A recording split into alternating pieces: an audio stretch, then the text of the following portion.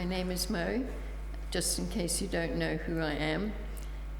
I was born in Malawi, Central Africa. We had a great life, really, except for the fact that we had no parental love, and I guess that's the most important part of everything. I was one of 6 children, and probably by far the naughtiest. We went to school in Zimbabwe, so we traveled from Malawi through to Zimbabwe by train overnight. I was 6 and my sisters were nearly 10. We had no escort. We were on our own overnight. We had no food with us, and we couldn't afford to go to the dining car. My mum gave us either horrible mashed banana sandwiches, which were brown by the time we ate them, or sardine sandwiches, which stank like heck. My mum had a really vicious temper. I recall when my sister and I, one of my sisters and I, were naughty. I agree we should have been punished. And when we came home and went into the bedroom, she flew out of the wardrobe with a whip and started whipping us badly. My dad came screaming inside saying, Delia, stop it. And she turned around and whipped him across the head. I left home at 17 and went to Zimbabwe to work, where I stayed with one of my sisters, my oldest sister, in fact. And that was when I started to drink. One of my other sisters, the one I was naughty with that particular day, she came for a visit, and together we decided to wrap up in Zimbabwe and go down to South Africa. When we left, all we had was 1 month's pay and a suitcase each. It's all we had. So we traveled moved from one apartment to another, from one residential hotel to another. And it was during that time that I met a young man, but he kidnapped me and he took me to a hotel or flat. I was so traumatized, I don't even remember what it was. He raped me that day, and I was hammering on the door to be let out. He'd gone off for the day, and nobody paid any attention and let me in. I hadn't eaten for a couple of days, and he brought home back to the hotel once, a jar of roll mops. Those are fillets wrapped around dreadful pickled onions or pickled gherkins. And I took a taste of one, and it was so vile I couldn't eat them. I eventually got out of there, and I went straight to the police and reported that I had been raped. But then they didn't do anything about it. I discovered some months later that I was pregnant, and I really didn't want this baby. I hadn't grown up knowing family or loving children. I just didn't want to know. On one occasion, he used to stalk me, and on one occasion, coming back from work, he cornered me in an area that had no people really, and he started to beat me and slapped me about. He threw me to the ground. He kicked my back and my tummy. He said, if I can't have the baby, and then you can't, and that's that. We were staying with friends at the time, and she was just such a lovely person, but we had no money to buy food. So in the middle of the night, we'd sneak through to her kitchen and steal either an egg or potato, and we'd boil them in her kettle. One evening, one of the other residents came through and caught us, but he didn't report on us. What he did was every night he brought us his sandwiches, which we shared, and that was our food for the day. And I must say that we were always quite hungry. At one point I got sand fleas. Now those are things that bite you and lay an egg just under your skin, and they travel around and make you dreadfully itchy. There was no cure in those days, so what they did was they freeze burned where they saw the red mark. But that red mark was not where they were, it was where they had been. So they never found, pardon me, they never found where they were to be able to get rid of them. I went nearly mad with itching. They eventually found a new drug, and they asked if I would try out this new drug. They weren't sure if it was going to work. I grabbed at anything, so of course I said thank you. Within a day, they had gone, and the itches had gone. Praise God, I was so happy. A friend arranged for a local woman to come and give me an abortion. You must understand that I was really not wanting this baby. I didn't know what my future held. And in those days, it was wrong to have babies out of wedlock. So when we came into the bedroom that evening, she was there behind the long curtains, and all we saw were her feet sticking out. They were filthy dirty. Her nails were disgusting. She came out and she told me to lie down on the floor, raise my knees, and she came forward to abort the baby, and her hands were just like her feet, filthy nails. And she came with various sized knitting needles, and the moment she put one in, the pain was so bad, I don't think I've ever had pain like it. And so she stopped because I was crying so badly and screaming so loudly.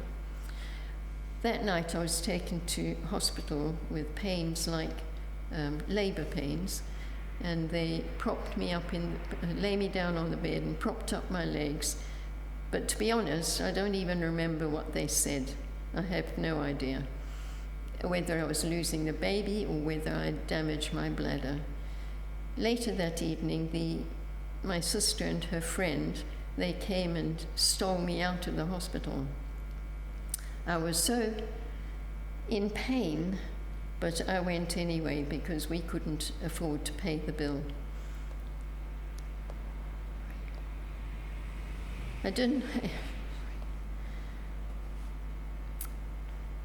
When I was about 8 or 9 months pregnant, no, it was about 7 or 8 months pregnant, a kind friend from work took me to an unmarried mother's home, and I was there for the duration of my pregnancy. It was very kind of them. They didn't have to do that. And when I left, when I had the baby, I said to the women at the nursing home, at the home, I would like for the baby to be named Michelle, for no other reason other than I liked the name. When that was finished, all done and dusted, I was not interested in anything at the time. I didn't want to know anybody. I had been drinking so badly by then. My sister and I left South Africa, and we came to this country. I met a young man who lived in London, and after some time I married the man, and I had 2 children, a daughter first and a son after. And I was so unhappy. I'm always unhappy.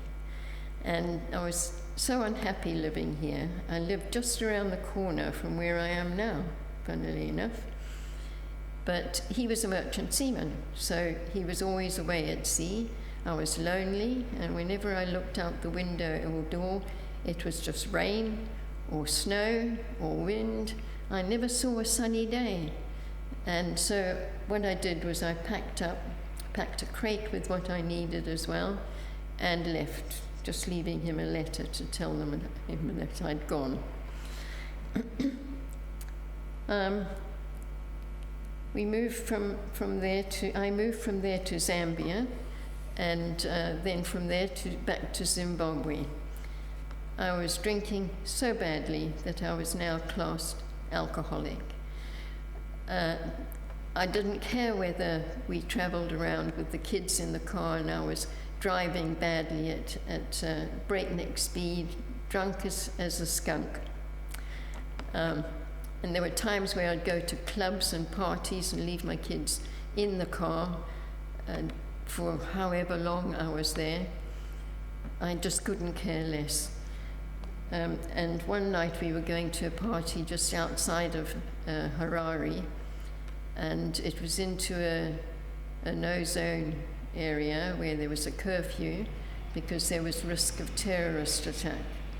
We broke down along that road, and my friend and I, she was just as drunk as me. I had the children in the back.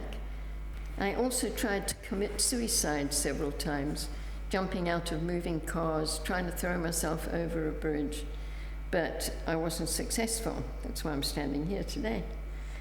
One evening when I was staying with my mum, I got so drunk that I didn't really know what I was doing. I took her car and drove out of the driveway down the road, and when I turned around, she was trying to stop me, and I came straight for her deliberately.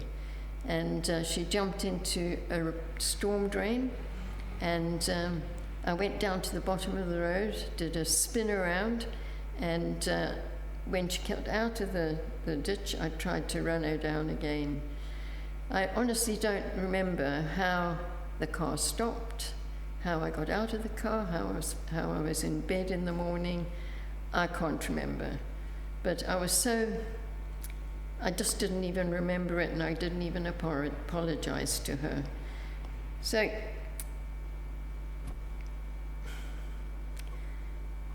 some years later, I met a lovely, gentle man, and we got married, and I had a son 10 years after having had my first son.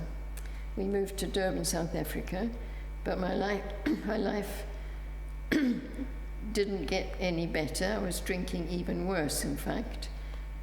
And I must have hurt him so badly, because in those days, I would steal people's husbands and boyfriends, and then I'd dump them, and I'd be cruel.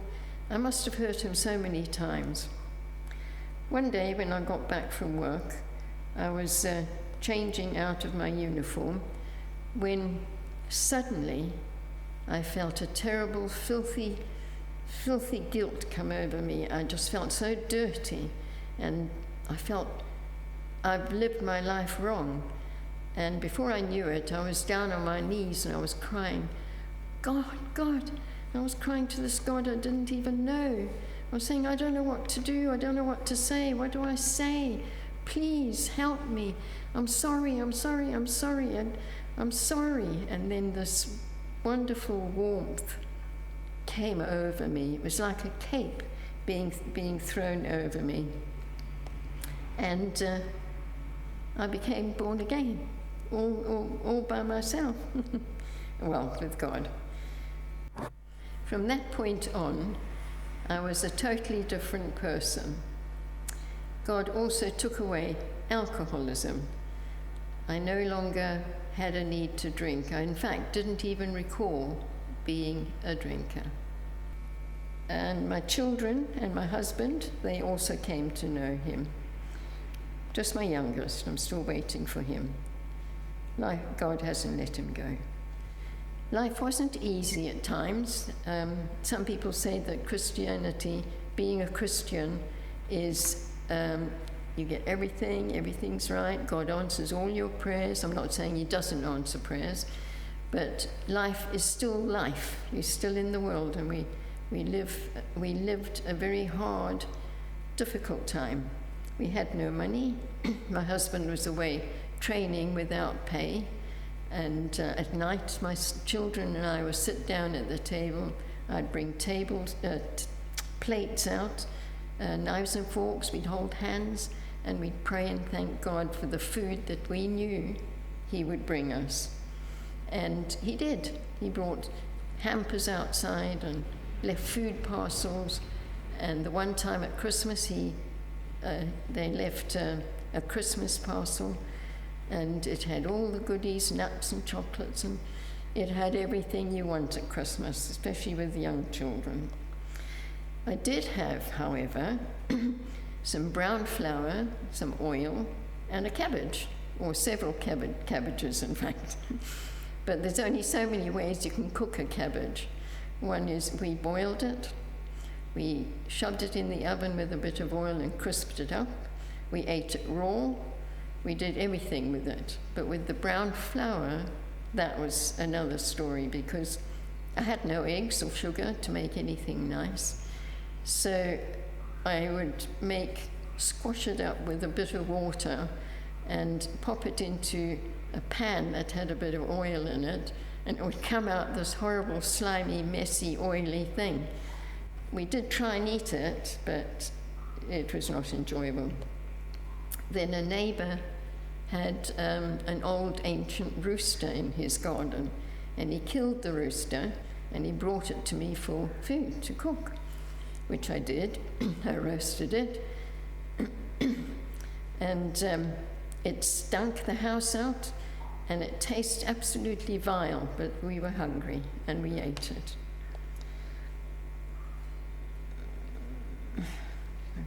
But God was so good to us. He never ever let us go. He always fed us, even though it perhaps wasn't very much. In 1993, on the 13th of December, just after midnight, some friends from church came around, the elders from the church came around. I thought, funny time to visit. And they sat me down and told me that my husband had been murdered coming back from work. They had come across some terrorists that were there waiting, and the police were actually behind a mound just behind them. And the terrorists stopped them and got my husband and the co-worker out of the van, and whatever they said to them, then they said, you can get in the van and go. So they started to drive off, and they shot them both to death. They both died. And at the post-mortem, my husband was found to have 21 bullets in his head. Never did find out what happened to the other guy.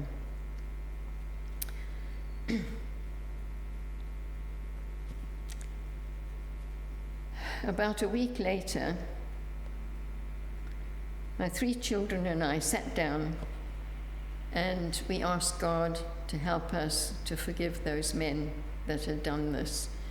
Because I know, and we knew then, that God expected of us to forgive our enemies as we have been forgiven.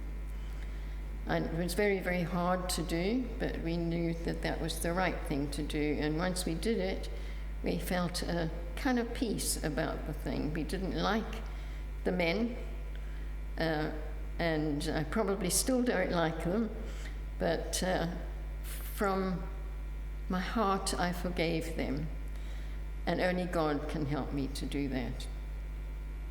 6 months later, I packed up all my possessions and the children, and we were going to fly out of the country in the July. But in the May, I got a phone call from a Canadian lady, and she said, "Are you Maureen?" In those days, I was called Maureen.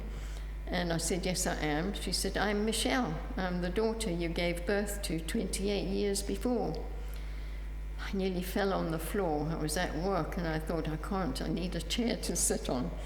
So we arranged to meet at a hotel, and when I saw her coming, I knew who she was because she looked just like me. Unlike my other kids, they looked kind of like me, but not very much. When I came over to England, we decided to settle here, and sometime later I met a wonderful man, a kind, gentle man, and we got married a 3rd time, yes. And my daughter, she said, "No more after this, Mum, please."